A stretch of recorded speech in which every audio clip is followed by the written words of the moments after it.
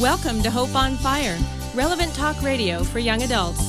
Whether you're 25 or 45, there's bound to be a discussion that you care about. Our mission is to share practical ways to find God in your everyday life. And now today's host, Chris Lang. Have you ever renovated a house before? Sometimes there's major repairs needed, and other times it might just be minor touch-ups. The house I purchased some years ago had dark gray shag carpet all over the house, even in the bathrooms and kitchen. Nice, huh? Well, of course, I made some changes, tearing out the depressing dark carpet and replacing it with wood in the kitchen and entry area, and tile in the bathrooms, and some lighter colored carpet in the bedrooms and living area. But can the same sort of thing work in a dating relationship? Can you simply size up your boyfriend or girlfriend and just help them do a major makeover? And what if the renovation is just a little one? Hi, I'm Chris Lang, and today's topic is dating renovations. My guest is Jason Illian. Jason is an author, a motivational speaker, an entrepreneur, former college football player, a husband and dad. Jason, did I leave anything out there? I'm an owner of a very yippy metrosexual Maltese, too. I Nice. think that needs to be added to really complete that sentence. That's nice. I like that. Now, if you haven't seen the interview we did in a previous season with Jason about his first book on dating, just visit our website on Hope on Fire and search for Dating Above the Hormones. Today we're going to talk about Jason's soon-to-be-released book called Cant Fix Crazy, and that's coming out any day now. And so, Jason, as soon as it comes out, I hope you'll shoot me a copy right off the press. Absolutely. with your autograph, of course. Yeah, absolutely. Copies, consider it in the mail. All It's right. on its way to you already. Nice. Well, Jason, the interesting part of the summary that I saw of your book, it's written. It seems to be targeting. Now, first of all, how do you feel kind of having the mantle of the sort of young adult Christian version of Dr. Phil? I mean, there's besides the hope I'm not going bald piece. I think there's certainly an upside and downside to it. I think what Dr. Phil does in terms of really talking about and trying to get people to focus on the inward part of your life instead of the outward things that are happening about what you look like and what you have and where you go, I think that's highly valuable. But for me, the real piece that's so important is just really the Christ-centeredness, right? Without that, we're all just miniature Dr. Phils. And so, if we can focus on that, it's an honor and a blessing, but sometimes too there's a sense of transparency that comes with it, right? Because now everybody looks inside of my life all the time to see how things are going. And as you and I have talked about many times on and off the air, is none of us are perfect. We just have that grace that God gives us, especially in relationship. Now, this new book, You Cant Fix Crazy, I was impressed that it's written, if you were to compare it to a movie, sort of rating a movie rating, it's almost like a little bit more street language targeting people that maybe don't know Christ or maybe are not believers. Yeah. Is that kind of, who are you targeting with this new book? Yeah, absolutely. So the book You Cant Fix Crazy was written specifically towards women. But when we talk about women, it's not necessarily just Christian women, it's women in general. Mm-hmm. And a lot of the inspiration for the book really came from all the questions that have come to me, not only through interviews like this, but over email and Facebook and MySpace and Twitter, you name it, they keep coming in. And not all of those women are specifically Christian.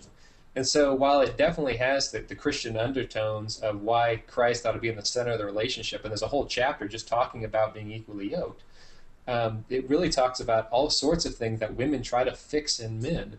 And so the idea was to write it to have a little bit more kind of street lingo to it, if you want to say it, or as my mom would call it, ghetto. But really just to talk to people where they are, right? Yeah. And not to say, let's not try to get this all wrapped up in anything that is too complicated or using big words that we don't understand. Let's just talk about it and be authentic and transparent. And that's kind of the point of the book. Now, the breakdown seems, if you were to give a quick summary, Jason, of sort of a kernel to somebody, You said it's really written for women, and from the sounds of it, you're getting a lot of inquiries from single women who are frustrated about their dating situation. I mean, how would you summarize it in a couple sentences? The book itself, the message in it. Yeah, well, it's really pretty simple because the book is written in as questions, right? So somebody writes a question in and then I answer it. And it's broken down by kind of chapters that are like one chapter will see, you can't fix your in-laws. And that talks about having possible crazy in-laws. The other one says, you can't fix Buddha, Muhammad, or Tom Cruise, right? And that's talking about being our faith and unequally yoked. Or you can't fix a tequila Tom, meaning you can't fix somebody that has drinking problems. And so basically, I take drinking and in-law problems and sex problems and money problems, and I break them down by chapter. And we just talk about them. And, I even have, I think you read some of it, I even have some questions that people wrote in upset with me about how I approached it, and I answered it, right? Because I want them to hear both sides. Let people decide for themselves. Do they want to have a Christ-centered relationship, or do they not? And what does that mean? What's interesting is you don't come across as overtly Christian, and yet you seem to gently integrate biblical principles into your commentary to these people who in many cases probably don't know Jesus. Right. How is this becoming a ministry for you in your life? Yeah. Well, when we first talked a year or so ago, and it was after the release of my book Undressed, and after I'd been on The Bachelorette, right? Mm-hmm. Every time when I was on national TV, they weren't going to let me say the name of Jesus. Right? Anytime I tried to, they pretty much blocked it out. But that doesn't mean you still can't talk about the essence of everything he's about and really have those undertones in your day-to-day life as well as your writing. And it's the same thing here. It's kind of you kind of hit him with a velvet hammer, if that means anything, right? Yeah. It's soft, but it's still hard enough to get to the point of after you've had 9 or 10 or 12 broken relationships, do you want to have 12 more? Or do you really want to dig down to the heart of why it's broken in the first place? And you said it perfect at the beginning, is the renovation of your house often starts with the foundation and the internal pieces. And if those things aren't right, it doesn't matter what the external parts of the house look like. Let's talk about a couple of the chapters. I just think your titles are very provocative. First of all, you can't fix the happy bachelor. What's that about? What's that about? There are so many guys, and this is a guy, because we all have friends that are like this, right? We have certain guy friends that they just don't want to get married, right? It's not that they haven't found the right one, it's that they're just not ready to be married. Yeah. And there are so many women that are trying to tie themselves to guys and fix guys that are happy being bachelors. Mm-hmm. Well, you're just going to be miserable if you're trying to fix that guy. And so we simply walk through that chapter. If a guy's happy being a bachelor, if he's happy going out with a different girl every night of the week, or he's happy living the bachelorette life, that shag carpet that you got rid of, right? If they're happy with that, they're going to stay that way. And you can't fix that about a guy. And so just really trying to let women know that some guys are simply like that. I know it sounds crazy, but some guys are just like that. So basically, you finish each chapter very appropriately, telling the women to wise up. You can't fix crazy and move on, right? Right. Yeah, that's the whole point. Is each one of these titles will come back to you and say, you can't fix crazy, and so why try? Right? Why waste your life trying to fix crazy? And even outside of the dating, we all have in-laws and friends that we just know there's something off, right? We can't fix them, so you either live with them or you move on. Yeah. The next one is you can't fix a passive man. What do you think of what's that about? I mean, the heart of this chapter is really the fact that there's too many times that women have had to take the active lead in relationships now. And most of the women that I talk to, they want a man to step up, right? They want a man that's going to plan out the dates, that's going to be a godly leader in the relationship, that is going to step up and be the type of man they can follow. But some men just aren't. They're very passive. And some of them are very happy being passive. And if a guy's happy being passive, you can try to maneuver him into a leadership role, but a leader has to want to lead. And so the whole idea is, if they don't want to lead, once again, it's crazy to try to fix them.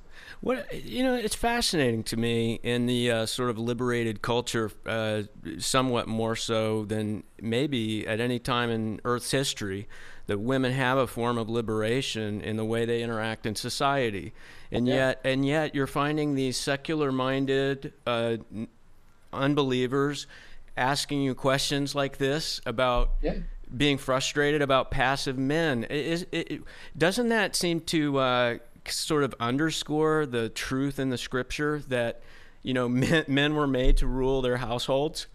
Absolutely. I mean, look at it this way, and I've heard you say this on your show many times, is we were made in the image of God, right? So whether you believe in him or not, you're still made in his image. You still got to breathe air. You're still confined to this body that you have. That's God's body, and we're made in that image.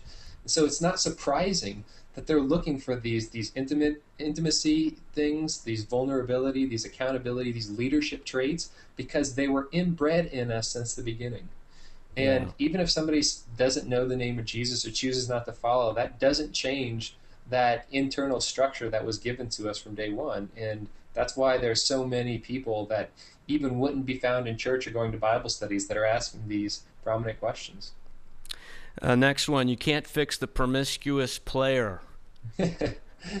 Do I need to explain? Sounds pretty self-explanatory, brother. You can't fix a guy that wants to sleep around, kiss around, mess around, whatever it is. If he's moving around, you can't fix that, and you're going to be in for a world of hurt if you try. Yeah. Sounds chapter 4. You can't fix your virtual soulmate. Is this a person who's kind of living vicariously through their online dating relationships? Yeah, in the last 10 years, online dating and just online connecting, whether it's through Facebook or MySpace or Twitter or whatever, or eHarmony, whatever these things are, it's exploded, right?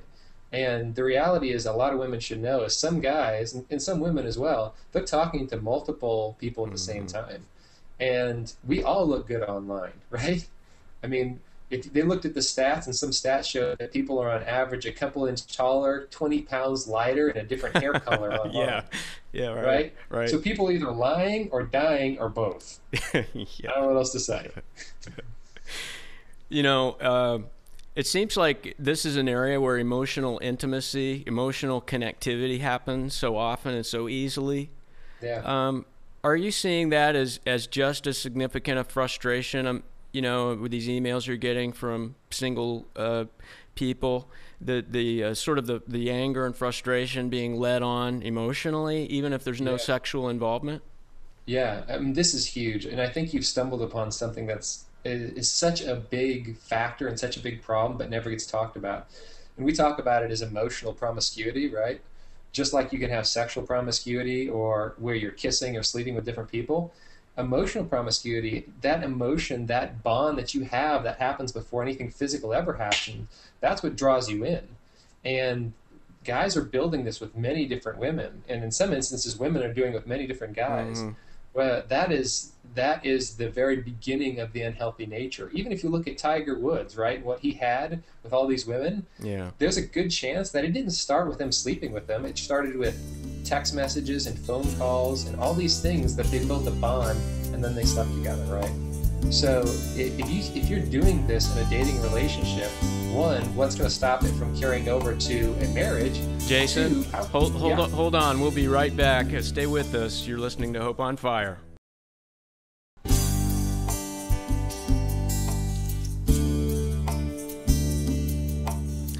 Welcome back. I'm Chris Lang, your host on Hope on Fire, relevant talk radio for young adults.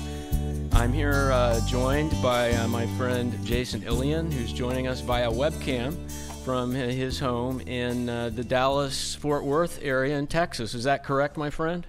Yes, I'm just north of Dallas. All right. Well, welcome back. It's great to have you on our program today. Hey, thanks for having me, buddy. It's always good talking to you. Same here. Before the break, you were in the middle of talking about this huge challenge as it relates to emotional intimacy and how easily that's become maybe one of the larger problems in internet communication of people connecting with each other. Yeah. Well, I was, first of all, I'm very long-winded, so feel free to cut me off, right? But yeah. Secondly, you said, yeah, I appreciate that. Thank you for confirming. I meant, I meant, okay, I'll do that for you, brother. Yeah, sure you did. I'll remember that. Yeah, right. But we were just using Tiger Woods as an example, right? because there's all these text messages and phone calls and internet things that create this. You see kind of the pre-story before the adultery ever happened. Yeah. Same thing happened with David Letterman, right? If you saw what, he had an affair with one of the girls on a show, and there's this big long list of all the text messages and things that they exchanged. Yeah. And so this emotional intimacy, that is the core piece that the physical intimacy builds upon. And if you're giving that away for free, or you're giving it to multiple people, you are setting yourself up for failure. And for some reason, a lot of times in society, that's not even addressed, right? The emotional piece is kind of a long distance second to the physical piece. It's like, yeah, we'll get there. But the reality is, it's secondary only to the spiritual piece of our connection with Christ. But that second piece is emotional. And if that thing is not put together right, you built your house, it's a deck of cards. In Genesis chapter 1, the Bible makes it clear. It's in chapter 1, verse 26, it says, let us, and God said, let us make man in our image. In the very next verse, it says, male and female created he them. That word God in Hebrew is Elohim, the plural form of God, or Christians believe in a Trinity. Man and woman were, when we think of being made in God's image, so often we think of the personal physical appearance or our personality. Right. And yet here's an indication that God intended male and female to complement each other in relationship to symbolize God, the Trinity, or God and community. And it just seems like your book, this whole idea of dating, when you step back and you see the devil's attacks from the earliest stage of a person's life, they're confronted with media, and then puberty happens, and then they start dating, and they're already, the twig is already bent by the time you see all of these people frustrated by intimacy problems, and that the devil is trying to destroy people before they even get to marriage. Yeah. Absolutely. Well, you said it right. I mean, this was seeded in the garden, right? And so for us dating and married, this is seeded really early on in our dating lives. And I've said this many times before, is if you don't date right, how can you expect to marry right? Yeah. Right? Marriage is not the end game. In fact, it's the beginning. It's the beginning of the race. Everything, all the dating stuff is just stretching and training to get ready to be married. And all those things you struggle with, whether they're lust or pride issues or compassion issues or grace issues, whatever you struggle with, those things don't dissolve and disappear in marriage. They become revealed, right? Yeah. Because now you're living with this person that's a giant mirror, and she reflects every day. I mean, my wife can tell you about how imperfect her husband is, right? It's very clear that I'm by far a perfect husband. But what I've been able to see, because she's such a godly woman, is here are my imperfections played out on a daily basis that I then get to hand over to God, ask him to continue to refine and sanctify me. Yeah. And I get to grow in my relationship with my wife. And so the Trinity, my wife, myself, and God again are once again put back together, which was the original design. That's nice. That's awesome. Nice summary, Jason. Let's go back to, we've talked about the emotional intimacy issues that are really messing with people's minds, and these ladies who wrote emails for counsel. Let's talk about premarital sex now, and kind of circle back around to this, because this is obviously the next, the sort of the huge amount of feedback that came in and frustration from these ladies. You compared in your book of how a verbal commitment is far different from a marital commitment, and argue that these are just so far different. Talk about that. Yeah. Something about our culture has told us that, hey, if somebody's verbally committed to be with you, right, that they've committed their life to you verbally, that's the same thing as a marriage commitment. And the difference is, just taking it apart from a Christian standpoint, is, first of all, if you've ever dated before, how many things verbally go wrong, right? Is it hard enough just to give somebody an order and have them take it to a restaurant and verbally get the right order? How many times does that go wrong? Yeah. And how many times have you been in a dating relationship where somebody just changed their mind because they didn't have any skin in the game? The other side is what God has it. It's not just a marriage verbal commitment when you walk down the aisle. It's a covenant relationship, right? Yeah. God says two become one. When it becomes one, it's not, you can't take that apart. It only breaks. Right. And so there's a huge difference by saying, hey, this is just simply a verbal commitment, and this is a covenant relationship that God created. And that's the big difference, and that's what people need to understand. You know, you got criticized in a huge way by a lady. What happened in that criticism that you got? And you actually printed that in your book, by the way, which I applaud you for. Yeah. So in the book, I had more than one person kind of write in and disagree with my approach on, relationships and sex, right? And this one lady wrote in, and when you read it, you'll hear the anger in her voice. But basically, it was if you reread it a couple times, it's not just anger; it's hurt, right? She's been hurt multiple times in a relationship, and so her argument to me was like, Jason, hey, you don't know everything. Not everybody has to live a Christ-centered life and hold sex until marriage. And so my response back was, let me hear how you've lived out your life. And she's had sex multiple times with multiple partners that had promised to be the one that never were. Yeah. And you just saw this broken cycle that was happening. And my whole point was not to throw her under the bus, but just simply to show, like, listen, it doesn't work verbally. It has to be a Christ-centered covenant promise for this to work. And, people can still disagree with me. They can read the book and still think I'm full of it. But, if you're a betting man and you're betting the odds, I wouldn't bet against God. Amen, brother.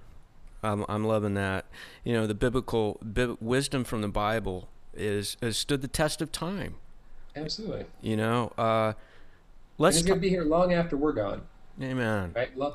Long after you and I are done having interviews and writing books and whatever we do, that wisdom's going to be around a lot longer than that. It's it's unbound wisdom. It talks about the eternity before us and the eternity after us. So we're just a small piece of that time. Let's talk about the thing I love about God is that He saw you from eternity. He knew your name, and He knew my name, and everyone who's listening to this program today, He knew personally, and He loved us from eternity. That's a mind-boggling thought. I'm just inserting that because that just makes me excited. But build upon that. Not only did He know our names, He loved us so much to give His only Son, right? Amen. Which opened the door for love so that we could have one another to create a oneness, right? And that marriage oneness is a reflection of His oneness in the Trinity. Amen. Man, that's huge. That's big. And that Jesus on the cross is hanging there, and He sees you, and it says in Isaiah 53 that He looked at the travail of His soul, and He was satisfied. Yeah. Because He saw you there. He would believe on His name. That's pretty amazing. Amazing. Love. Yeah. Let's talk about dating people from different faith backgrounds, since we're talking about our faith right now. Yeah. You really wrote a wonderful chapter on that. Why don't you, in the couple minutes we have left, kind of share a little bit from your heart about that? Yeah, well, I think everybody can quickly go back to the Bible and talk about what it means to be unequally yoked, right? Not being on the same page with what your belief system is. And culture would tell us that that's not a big deal, but what could be bigger? I mean, I have a perfect example. I have 2 kids, and if I'm a practicing Christian, my wife is an atheist. If that was the case, then how do we raise our kids? What do we tell them to believe, right? Yeah. So what you believe is the very center of who you are. And to be equally yoked, to have somebody that shares that same spiritual maturity and wants to have you on that growth trajectory, or not perfect, but heading that direction. Right. It's so important, and I can't even stress it enough. I mean, you made it sound actually like you made a comment that you're actually not even being yourself if you can't live your faith. I mean, that's a powerful comment. Well, if you can't really speak out on a daily basis with the one that's going to be with you the rest of your life, what you believe about God and where you think you're going after this walk on earth is over, how can you really be you? It's like being a fraction of you for your whole life. So in essence, you're faking life. We've got just a minute left. What would you say to the single ladies who are watching this program in sort of a summary message to them, and they're frustrated in their dating lives? What would you give them in terms of a final comment? Yeah, it's easy to be frustrated, but I hope every woman that reads this book or listens to this show or anything realizes that, God's still God, and He has their best interests in mind. He's waiting, first of all, for them to build a relationship with Him. And when you as a lady or as a man build a relationship with God, then He can open up a world of possibilities.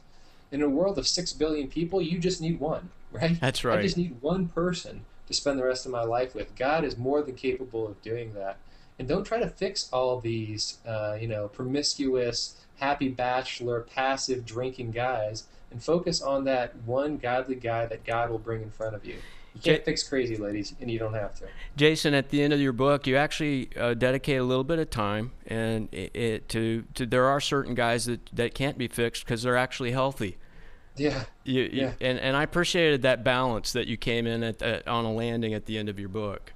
Yeah, sometimes women try to fix things that aren't broken from a godly perspective. They're just preferences that they think are broken. In the reality, it's the guy's the healthy one, the crazy one's looking in the mirror, right? Yeah. Sometimes the women need to look themselves in the mirror before they ever go out and say, hey, all the men are broken. Jason, thanks so much for your time and sharing with us today. Hey, thanks, brother. It's always good to talk to you. God bless you. Hey, take care. Before investing in a pre-existing home, you really need to see the potential in it as opposed to the way it looks. Unfortunately, in relationships, we can't see character potential quite that easily. One of the things I admire about Jesus is his ability to see people for what they can become as opposed to what they are. How simple then for us to partner with him and follow his counsel to seek first the kingdom of God and his righteousness, and then everything else will be added to us, including dating relationships with healthy potential. God bless you all, and thank you for watching today and listening on the radio wherever you are. You can pick up a copy of Jason's book by visiting our website at hopeonfire.org. We'll see you again next time.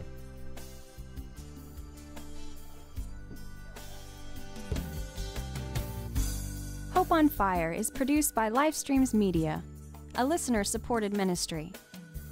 To download a free copy of today's program or be a part of our social network, please visit our website at hopeonfire.org. You may also contact us by writing to Livestreams Media, P.O. Box 608513, Orlando, Florida 32860, or online at hopeonfire.org. Thank you so much for your letters and continued support. Until next time, may God set your hope on fire.